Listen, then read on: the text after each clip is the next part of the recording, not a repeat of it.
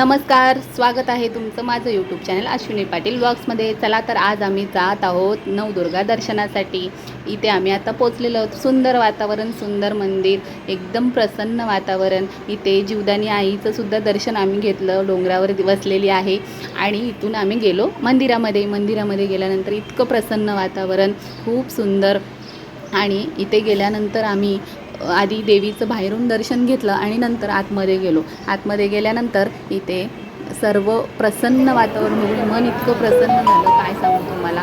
बाकी नंतर आम्ही हे बघा, तुम्ही पाहू शकता, नंतर आम्ही ओटीचं सामान वगैरे घेऊन आलो होतो। ते सर्व आम्ही एका ताटामध्ये घेतलं आणि तिथे ओटी सर्व तयारी केली आणि मग आम्ही गेलो दर्शनासाठी। आणि दर्शनासाठी गेल्यानंतर पहिला बाप्पाचं दर्शन घेतल्यानंतर आम्ही पुढे गेलो। पुढे लाईनीमध्येही उभे राहिलो आणि लाईनीमध्ये उभे राहिल्यानंतर प्रत्येक देवींचे दर्शन घेत तुळजाभवानी जवळ आलो। तुळजाभवानीला आम्ही ओटी भरली। आपली कुलदेवता आहे तर कुलदेवीची ओटी तर नवरात्रामध्ये भरलीच पाहिजे। आणि ओटी भरल्यानंतर पुढे मी महालक्ष्मीची ओटी भरली। कोल्हापूरला तर जाता येत नाही, पण इथे आहे तर इथेच मी भरून घेतली। तसंही दरवर्षी आम्ही गावी गेल्यानंतर नक्कीच आम्ही महालक्ष्मीला, अंबाबाईला जाऊन ओटी भरतो, पण आता नवरात्रीमध्ये ओटी भरणं खूप चांगलं असतं, त्याच्यामुळे आता मी इथेच ओटी भरली। इथे आम्ही सर्वांनी ओटी वगैरे भरली, देवीचं सुंदर दर्शन घेतलं। इथे घट बसले होते आणि खूप सुंदर सजवल्या होत्या सर्व देवी, बघून एकदम मन प्रसन्न झालं। तुम्ही कधी गेलात विरार वेस्टला तर तुम्हीही जाऊन दर्शन घेऊ शकता। हे बघा, खूप इतकी गर्दी नव्हती पण होतं। आणि नंतर आरतीसाठी खूप सारी गर्दी नंतर झाली आणि इथे सर्व देवींचं आम्ही फोटोशूट केलं। आणि तिथे असं नाही आहे की तुम्ही व्हिडिओ वगैरे काढू शकत नाही, असं काही बंधन नाही आहे, तुम्ही काढू शकता। देवीचं दर्शन उभे राहून आतमध्ये घेऊ शकता।